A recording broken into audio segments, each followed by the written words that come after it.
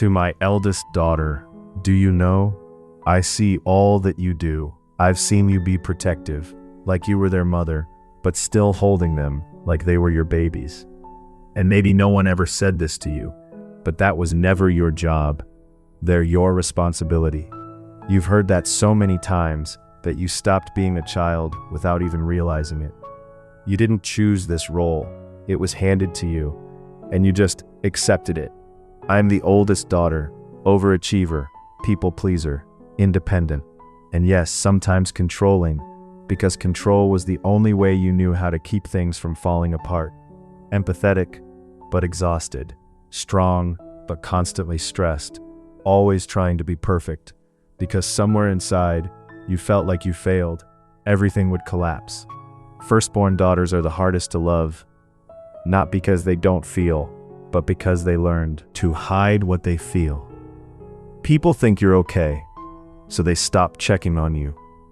They think you don't need anyone, but the truth is, you just never felt safe enough to lean on someone. You were the protector, a little adult. You ignored your needs again and again, and now it feels normal, right, to put yourself last. Oldest daughters are the toughest, but no one talks about what it took to become that tough. The one we never had to worry about. The one who handled everything. The one who absorbed the anger, wiped the tears, fixed the mess.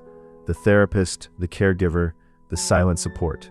And the most painful part, when you finally try to choose yourself, they call you selfish. You probably needed a hug. Someone says you don't have to do this alone, but no one asked. You were still a child when you were expected to act like an adult. And slowly, you built a cage inside yourself where you kept everything: grief, loneliness, overthinking. Because you didn't have the space to feel them. You became responsible before responsibility even arrived. You became an unpaid therapist, listening to everyone, understanding everyone, but who listened to you? You stayed silent, not because you had nothing to say, but because you felt no one would really understand. You hid your cracks, glued yourself together every single time you broke. You cried at night, and in the morning, you smiled like nothing happened.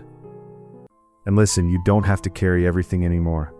You're allowed to feel tired. You're allowed to say no. You're allowed to not be the strong one all the time. Being the eldest daughter doesn't mean sacrificing your entire life. You were never too strong. You were just never given a chance to be weak.